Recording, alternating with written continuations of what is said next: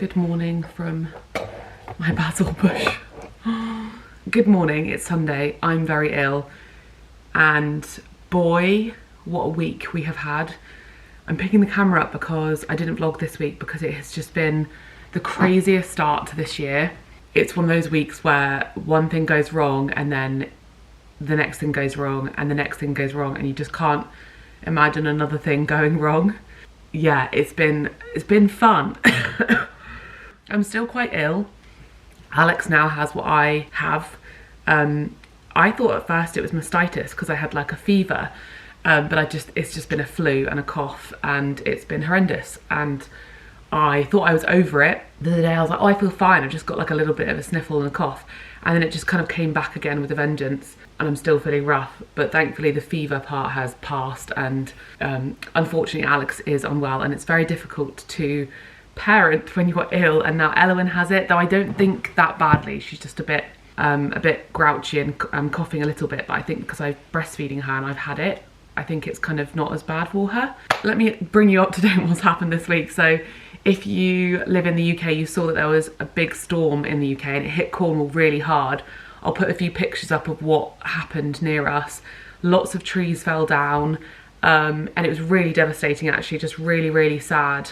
How many trees fell down, how many people's homes were affected. There was a home near us just down the road whose gorgeous big tree fell onto the road and it caused a power cut and internet outages near us, and you could see it ripped the power line from her house. And then just down the road from us as well, there was another tree that literally fell into these cottages' roofs. Just really scary, and the storm was not fun. We had a power cut for, was it 4 days, 3 days? Luckily we have an Aga and fire, so we were able to stay warm and cook, but it was a little bit of an adventure. I was quite scared actually the first night. Alex was like, oh, I want to go up the road and see what's going on with the power cut. And I was like, absolutely not. I'm too scared to be alone here. When we have no power, we don't get phone signal because we're so remote. So we're like totally cut off from the world, which can feel a bit like, oh. So we did go to Newlyn for a couple days and then came back hoping we'd have internet. We had our power back, but then we had no internet for the last week and a half, which, like I just mentioned, because we've got no phone signal, we're totally cut off, which is obviously very difficult for me with work. And been having to sort of ferry back and forth to my parents, and yeah, not the best start to 2026. And then we would have gone and stayed in Newlyn this week, but we had to look after my parents' dogs, Elmo and Willow, because they were going away. And then my friends were staying in Newlyn because they had asked previously to stay there because my friend was doing a shoot down in Newlyn. She's a photographer. So just like really bad timing. We're like, of all weeks. And then our boiler broke, so our boiler currently isn't working, and our washing machine broke. So we have no washing machine, no boiler, no plumbers are replying to us, and it's just been not a fun time, to be honest with you. And I know that the last vlog I shared my cookbook announcement, that had to be delayed by a week because of all of this, which upset me a bit because I just wanted to sort of share it with all of you. And I've been feeling a bit sorry for myself, so has Alex. It's just been a difficult start to the year. There's also like personal stuff going on that's making me like stressed. I want this to mean that this is not going to carry on for the rest of the year, or like I can learn from this experience and think, okay, what positives came out of it? One of which was that I've read a lot. I've read 3 books already this year, which makes me happy because last year I did not read enough because of being pregnant and having a baby. I've read The Alchemist, I've started reading The Alchemist, sorry. I've read Quicksilver, which, if you like romantasy, it was okay. I would rate it like a 3 out of 5. But then I read The Book Thief, which was absolutely incredible, one of the best books. I was crying my eyes out for the last few hundred pages. Yeah, just an absolutely phenomenal book that I'd really, really recommend that you read, especially if you like books about the world wars. And then I just finished Homegoing, which was just, I think, should be compulsory reading for everybody.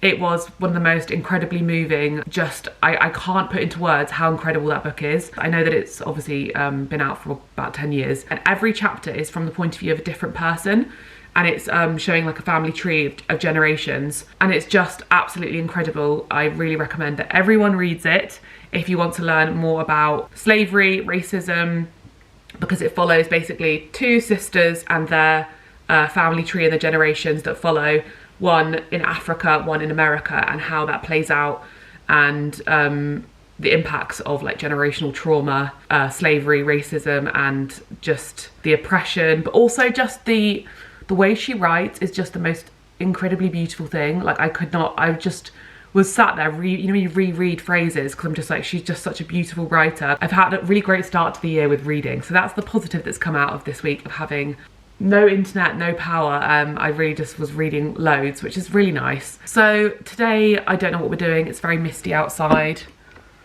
and I have just had a shower. Thankfully we have an electric shower in our annex, so I've just had a shower. I really want to sort stuff out. Like my bathroom is bothering me because I've got like loads of stuff in the cupboards I just haven't touched in a really long time, and I'm just a bit like, why are they there? They just take up space. Might do a little bit of that today. We'll see how we go because Alex is ill.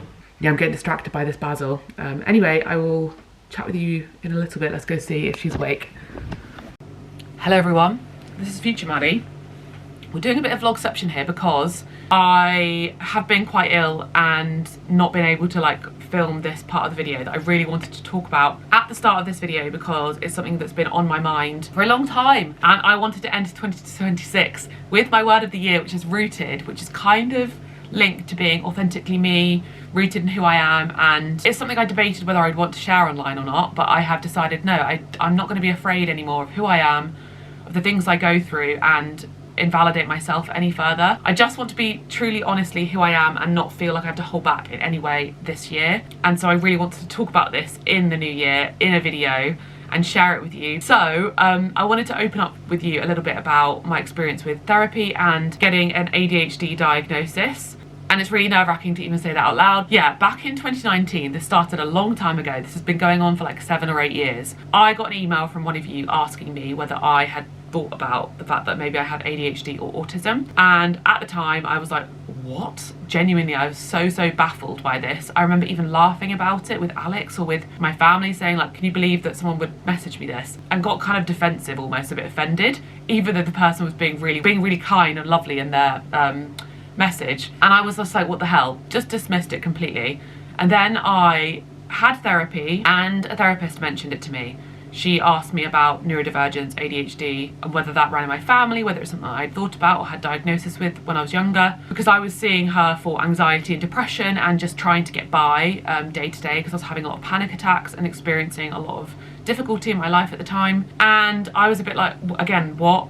Not really, didn't really think about it, kind of dismissed it. And at the time I was having this sort of talking therapy where I was more focusing on what I needed to sort of get through day to day, and they were supporting me with that, because I was finding just general life quite hard. So we just focused on carrying on with what the therapy we were doing already, which was just to talk about what was happening with me, help me with my anxieties, and sort of boosting how I was feeling day to day, which I carried on doing for a while. But I do think that this was a bit of a breakthrough in therapy, because before then I'd only ever kind of thought of what I was going through as just, oh, I'm anxious and depressed and that's just something that I'm experiencing, and I'd never thought about whether there was something else going on with me and why this anxiety and depression was kind of a consistent theme in my life. No matter what happened, I couldn't really figure out what was going on. It felt like there was something else there, and it kind of got me thinking, which I do have therapy to thank for.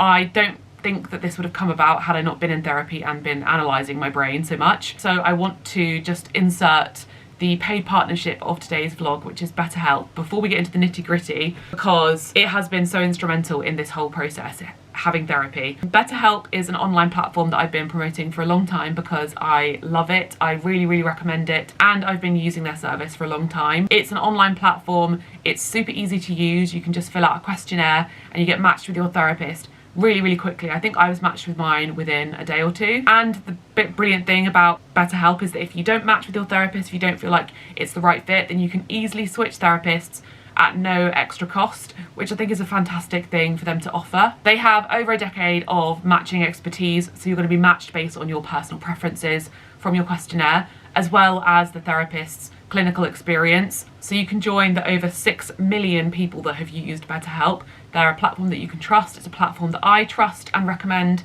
and have been using for a really long time, and like I said, has been instrumental in helping me figure out what's going on with me and my brain, enabling me to get better help for what it is that I'm going through. Like I said, if I hadn't been in therapy, this would not have happened, this whole sequence of events. So if you have been thinking about therapy, if you've been going through a difficult time, things like anxiety, depression, anything that is a struggle for you, or if you've been trying to figure out, you know, if there's anything else going on with you, if you want to understand who you are better, I would really recommend giving them a try. So I'll leave a link down below and you can get 10% off your first month of therapy with them, with my link. Lots of you have used this link and tried it out, and it makes me very happy to hear that lots of you are in therapy now. So yeah, this fresh perspective that I got from my therapist made me over the years start to dig a little bit deeper, and this was around around the time that things like neurodivergence became more of a topic online, and lots of people were talking about it, this awareness. So I went on a deep dive on TikTok, watched so many videos, became completely obsessed with learning about ADHD, neurodivergence, autism, and understanding, is this something that's going on with me? Because I relate to a lot of this very deeply. It was incredible, the amount of information that I learned and picked up on. I did speak to a few people in my life about this, and I didn't have the best experience with that. I think there's just a lot of misinformation around what ADHD is, especially because in the world that I grew up in, it was very much focused around how it presented in young boys. And I think that if you're a girl, or if you did well in school, so if you're like smart, then it can be missed quite easily and not really picked up upon because you don't present in the same way. When I spoke to some people about this, they were a bit like, no, I don't think that's something that I see in you. And I felt quite dismissed and a bit invalidated by that, because I was a bit like, okay, I guess that's not a thing for me then. As time went on, I started to be like, no, it definitely is, because I'm experiencing all of these symptoms when it comes to ADHD, like forgetfulness, people describing me all my life as being very scatty, very chatty, talkative, just finding the functioning of day-to-day life very difficult, like executive functioning, things like getting up to have a shower, or answering emails, or getting back to people and their messages. These are all kind of like surface level things that was sort of I was picking up on. On a deeper level, I was realizing that obviously lots of these issues were resulting in just extreme burnout for me, and other problems like anxiety, depression, eating disorder, health anxiety, OCD, these quite prevalent mental health problems that I was facing. I was thinking that these have to have a correlation somewhere along the line. It all just fits too perfectly. So I felt very nervous about this, about speaking about this with anybody, with my family, with my friends, online at all. I just became obsessed with learning about it on my own. Eventually, I think it was a year or two ago, maybe it was 2 years ago at this point. 2 years ago it was, yes it was. I built up the courage to speak to my doctor, and I just was flat out. I just said, I think I've got ADHD. I think at the time I was actually speaking to her about potentially having PMDD, which is a very common thing that women with ADHD have, which is premenstrual dysphoric disorder, which is the 2 weeks before your period, you become kind of crazy with depression, anxiety, and it's severe. And I was experiencing that, and we were talking about antidepressants. I said I want to be put forward for an ADHD assessment. So she put me forward for that. The waiting list was crazy. So I went through psychiatry online. You have to fill out an assessment with the NHS, where it's basically you're filling out a form all about your experience, and then you get someone in your life who's known you since you were little to do the same, which I got my parents to do. And I went into all my old school books, and it was very interesting for me because all of my old school teachers were talking about how I was doing really well, you know, smart and stuff, but I was constantly distracting my friends, constantly chatty, constantly forgetting homework, making excuses for it, not living up to my full potential, and just experiencing issues in school because of this kind of nature of mine. It's funny because when I remember school, I remember being, you know, doing very well in school and being a good student, which I was. But obviously if you're doing well in school, these things almost get missed or kind of put to the side, like doesn't matter that she's chatty or not doing her homework because she's getting good grades, so she'll be okay. And I actually had quite a difficult time in school, in college, at university, and I think this is all linked to it because I was just kind of surviving, not thriving. I did that whole thing, and it took, I feel like it took a year before I think it was before I got pregnant that I applied, And then I had my first assessment in September, and that was just after Elowen was born. She diagnosed me. Something happened though. This clinician, for some reason, never did my diagnosis or never finished it, my report. So it kind of got wiped off of Psychiatry Online. Contacted them, was like, hey, so I've not really received a report like I thought I would. And they said, yeah, so she never actually did it and she never got back to us. So she's actually been removed from the service. So we have to book you for another one. So I was like, okay. In a way though, I was like, well, you know, 2 people can double check me. So then I spoke with a lovely man in December, and it was a lot more thorough actually. He went through my whole health history and went through that whole process again, and again diagnosed me with ADHD combined type, because of just how it presents for me today and in my childhood. It was a very validating experience to have somebody basically look at all of your information and say, yep, this all matches up. And I don't know that I could speak in this video for long enough about what that means for me, or like explain fully how validating this is and how important this is to me, because it's so long, it's so in depth, I feel like. And there also is a lot going on about ADHD online at the minute, people thinking that it's being overdiagnosed. It's kind of like, I think people compare it to being left-handed. Back in the day, people weren't left-handed, and then suddenly there was a surge in left-handedness because it became accepted. So people stopped forcing themselves to write with their right hand, and they started just being left-handed. And then it settled out at a normal percentage of the population. It stayed the same ever since. I think the same thing is happening with ADHD, that I think especially women or high masking, high functioning people have been diagnosed now because of the awareness we now have online. We have this incredible platform online where people can share their experiences. So people like me who have been through their life with lots of mental health issues can see these things and go, okay, yeah, that's actually what's going on with me. And I think that that might actually be the answer to a lot of the issues I've been facing. They can go speak to a doctor about it where they couldn't before because it was missed and because it didn't present that way. I'll talk about it more in the future. I'm sure some of you have been through the same, because I've had a lot of people over the years. It has been something that people commented on me so much. They've said, Maddie, have you thought about ADHD or autism, neurodivergence? Has this been something that you've considered? Because you remind me of me. I mean, it's not news to you that I blab along and go off on tangents and I'm chaotic. You know, people have loved to call me manic over the years. That's been something that my haters have described me as. Yes, that is the thing. I don't want my daughter Elowen, if she has ADHD, to go through her life not knowing that or not having that validated or diagnosed, and then therefore experiences the problems that I experienced because I was misunderstood or because it was not acknowledged. I did want to share it because it is part of who I am and still discovering more about it and what that means for me. I know that it's very common amongst online creators, and that's no surprise. When he asked me what my job was and I said, oh, I'm a online content creator, he said, oh yes, I've met a few of those. That's quite common because you're self-employed, you are not having to answer to other people, get your own working hours. It is a kind of job that does attract people who are neurodivergent for a reason. If it's of interest to you, in a future video, I will sit down and talk about what I personally experienced that led me to seek diagnosis. But it feels too long-winded to do it today. That's what's been going on with me, and I do feel a sense of relief knowing that about myself now, so I can kind of navigate the world in a different way and have the tools and have therapy to help with it. If I'm burnt out and if I need to be alone and just lie in bed, that is just part of what I have to do, and I used to shame myself and feel bad about that in the past, but it is just the way it is sometimes. Anyway, I'm gonna go downstairs and see how Alex is getting on. Yeah, I don't know what to say. I'm really scared to upload this.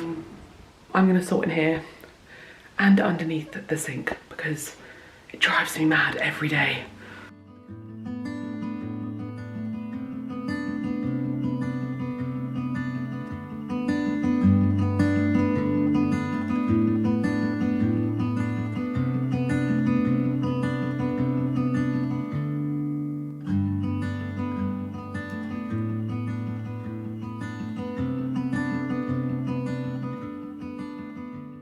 Now, by no means am I going back to my minimalism days. However, since having a baby, I just feel more overwhelmed by stuff and the management of it, because you have to like organize it. It takes up more space. Excuse excuse me, I'm sorry, I'm so ill still. I haven't been talking much and now I'm talking, I'm like, oh. So we have my cleanser, Renew & Me, which I use every day. This is a lovely tonic. I'm so sad that Ren is no longer. I'm not sure if this serum works for me or not because I think it's for dry skin. My Skin & Me, and this is a Necessary Good. SPF, this is new, so I thought that actually, and I use SPF 50. This is their Bright and Hydrated Moisturiser. And then this is a Kiehl's, like, blemish. Oh, should I keep this? It says 12 months. I think this has been in my cupboard for like 2 years. Let me know if that's the sort of thing that actually matters because it's got 1.2% salicylic acid. Anyway, down here is deodorant. I just bought this yesterday. This is something I absolutely swear by, and I want to start using oil on my hair because I'm losing so much of it. Some oils which I need to use better after the bath, so they're visible, so I put them here. So hopefully this system's better. I need to find a place for like my nail and tweezer bits, and I might actually suggest Alex does the same because he's got a lot on his shelf that I know he doesn't use. Baby has awoken. I've got myself a lozenge. Alex is feeling very sorry for himself. She's being extra fussy lately with breastfeeding. Surprised she's letting me talk right now. She's just, yeah, there we go. You're so distracted, aren't you? Obviously because she's sick, she's been breastfeeding so much. So there are a few times I was like having a fever in this bedroom feeding her, like shivering, coughing. And she was feeding for like 40 minutes and I'm like, babe, can I like get warm? And she's like, nope, I'm hungry. Hi. She's grinning at me. Can't believe I have a 5-month-old and I've been breastfeeding for over 5 months. What a roller coaster it's been. It's so much work, isn't it? But it's worth it.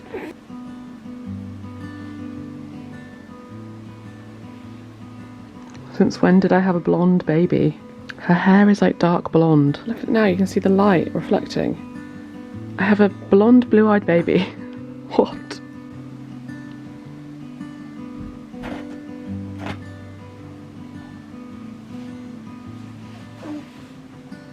Oh.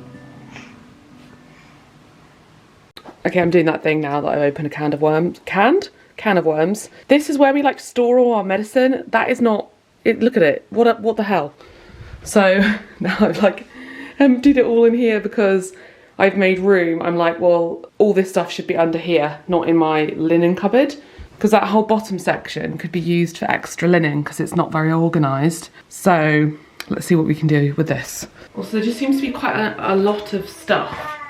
And I'm a bit like, what is everything? Is it in date? Do you want some vapor rub? This, oh, that's 27, that's okay. This is 25. This is what we need to do. Look at this stuff, it's all out of date.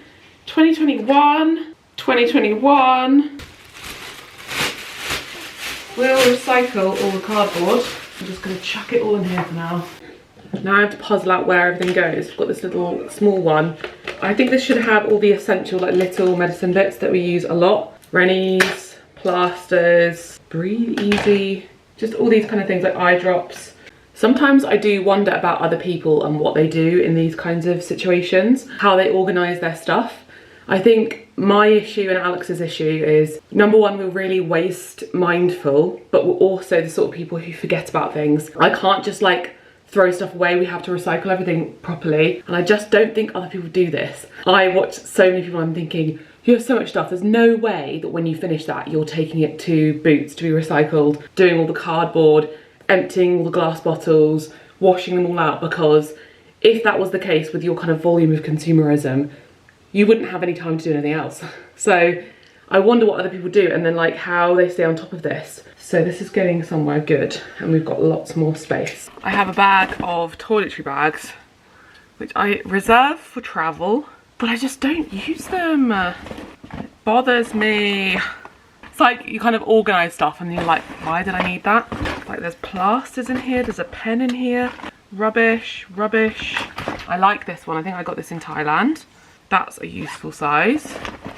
And this is a very boy one, a Gillette. That should go in the bin. It's horrible. That's better, isn't it?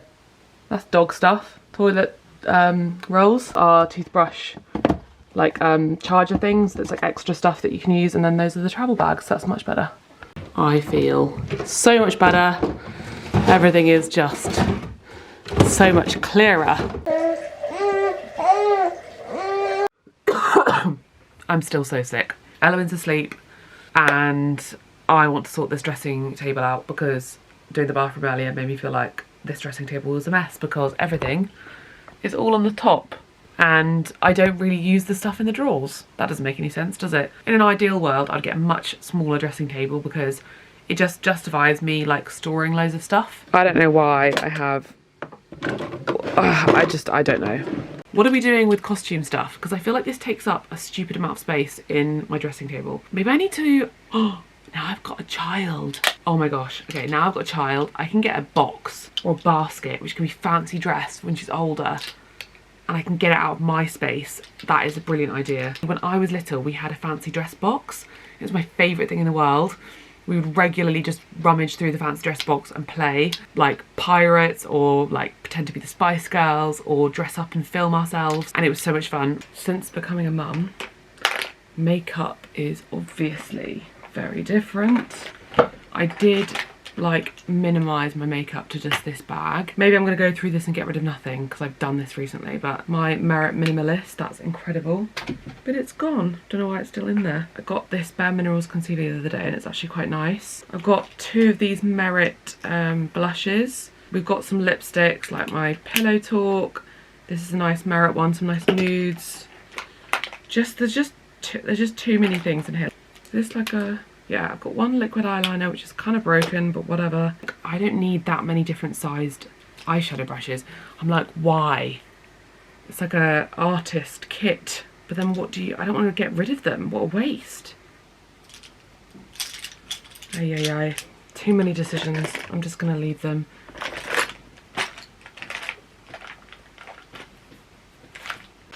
Feeling a lot better about that.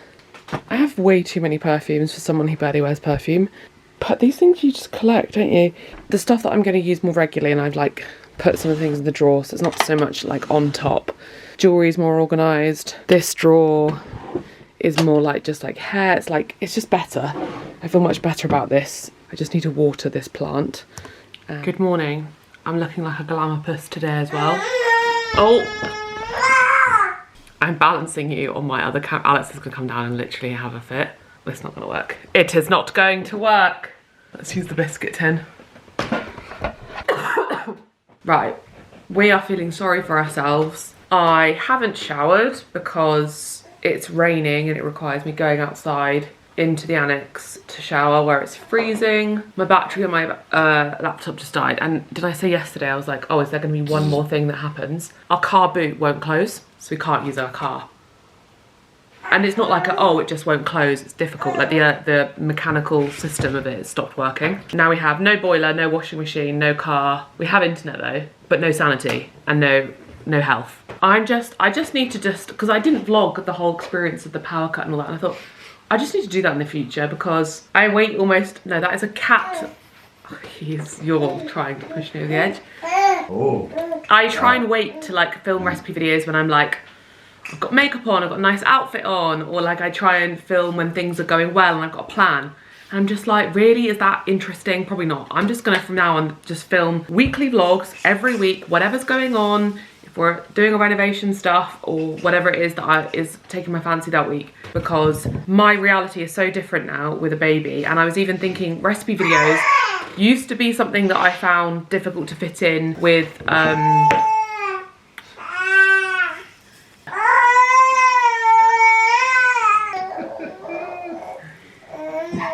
but I just need to just do it in an imperfect way. And yeah, it's just not gonna happen, is it, if I'm always waiting for the time where I'm able to put makeup on and do my hair. I prioritise her and her breastfeeding, and like almost, I think it's called attachment parenting. That is my priority, because I am very lucky that I'm self-employed. This is her favourite toy. This is a little triangle with rattle in it. So maybe that's the approach I need to have this year, especially with my word of the year in mind, which is rooted. Rooted and booted. Rooted and booted is that this is my world, this is my life, and it'd be much nicer if I'm like, you know, sharing recipes, like, you know, not dressed up in my mum clothes, having her in a carrier, you know, that it's just, there's no point in me trying to do anything else in this phase of my life. That's not my monkey. She loves these books. Could you maybe sit with her so I can just chat to the camera? You're a little monkey, aren't you? So, yeah, we're feeling rotten, feeling sorry for ourselves, don't know what to do about the car, trying to get a plumber, trying to get someone to fix the car, who knows. Time to nap. Let's go for a nap. Does anyone else's baby do this for naps? She was being very fussy about breastfeeding earlier. So she hasn't fed, so she anticipates. Don't you? You anticipate the nap and the feed. We desperately need blinds for our bedroom. Hey? Hey? But we don't nap her in a cot, we just do it in the bed. Who have babies that don't go down in their cots, or you're struggling with napping, I found it helpful to see other mums sort of almost give me permission, not that I need permission, but to see other people just doing it in the way that works for them. And you don't have to follow any rules, you don't have to do things that people say that you're supposed to do. I nap her like I go to sleep with her. I get into bed, put a rug on, and I just breastfeed her lying down and then slip away. Hi. Hi. And that way I don't have to transfer her. I have my Kindle, and so right now I've got my phone, my Kindle and my book, so I've got options. Usually after she falls asleep I can sort of slip away and either watch her on the monitor or Alex swaps. Yeah, but I'll probably just do a bit of work. Right, let's go to bed. We're awake. Baby napped at the boob the whole time. I had to sit up because she wanted to be sat up on me. That was a nice 2 hours, but I was just like so hungry and feeling so tired, and kept on coughing and was trying to read but then getting distracted and going on. I was like looking up where I can buy Pirello olives because I saw someone got a PR pocket package for Pirello. I thought, why am I not on that PR list? Good olives. So I was looking at where to buy them. I'm now absolutely ravenous. We have a Rutherford delivery. I forgot about Rutherford and I accidentally had it set. So I changed it to a small veg box. I mean, this is very funny considering what I shared in this vlog. So I forgot that I had added a small veg box to, you can have it like the frequency be like every week or every other week. And I thought, yeah, I've set myself up for just a small veg box. But I hadn't cancelled the larger medium veg box. So we got both. Ready. So that's great. And the amount I do shit like this drives me up the wall. We have we have chard. We have the size of the cabbages they send. This is absolutely massive. So I'm gonna have to do something with this. Maybe I should do like a kimchi. Oh yeah. I know it's not Japanese cabbage, but you can do kimchi with anything really. And there's another, oh, I'm gonna do a kimchi, but you need that specific spice. But I'm sure if we order that online and it could come and I could make kimchi this week. Because we've also got this. I feel like I could, yeah. I'm gonna do that this week. Right, we have tomatoes, courgette. Oh, we've got shallots, Alex. That's quite good because I can have these in my chickpea omelette. And then we have potatoes and carrots. So that's the small veg box. And then the large veg box. We have, I'm guessing these are this is like bok choy, right? And then lamb's lettuce, big tomatoes. Oh, this is fruit and veg box. Pears, which I need to figure out, I'll make something with these pears. I actually do have a recipe in my new cookbook. I will eat a pear now. They're not very ripe. Oh crap. Satsumas or clementines. Leek. Oh, sorry. More potatoes, apples, and beetroot. That's my monkey. So I feel like the best thing to do with all this veg, because there's only 2 people in this household who can eat this, is I'm going to do some pickles, because I did show you that I made these pickles last week with the red cabbage. And I think I could do a kimchi, and then I I could do another pickle. Maybe I could use a beetroot for that. And then I have this again on recurring, which I forgot about. Bulb Bean Company chickpeas, which is fine because I love those. Lemons, garlic. We actually are low on both of those, so that's good. And then I always get mushrooms because they're my favourite vegetable. And then also tofu. So we've got 2 lots of tofu. And then we do have Sainsbury's coming, so I can show you what we got from Sainsbury's too. And I need to put this all in the fridge now. Do you know where everything goes, don't you? Veg goes in the fridge. Is cabbage going to fit in the drawer? No, you probably have to put that on the bottom shelf. Woo!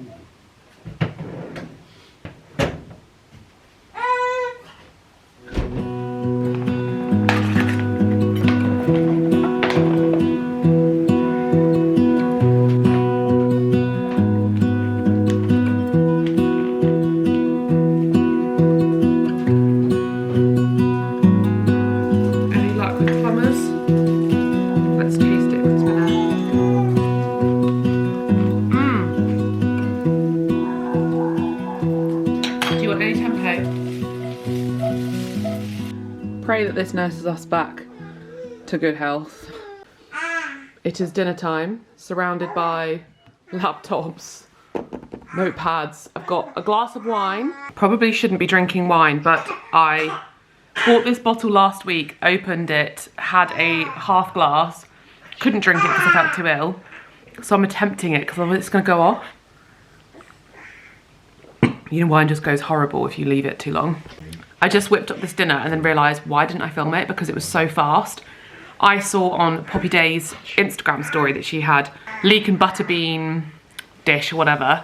I think she linked somebody's recipe. I have no idea whose recipe it was that she followed, but I just saw it last week and I thought, I really want that. So I used the Bulb Bean Company butter beans, which are the best beans ever. I fried 2 leeks, added some garlic, added the butter beans with the Oatly single cream, the juice of a lemon, seasons with salt and pepper, some chili flakes and parsley, and that was it. And it is so delicious.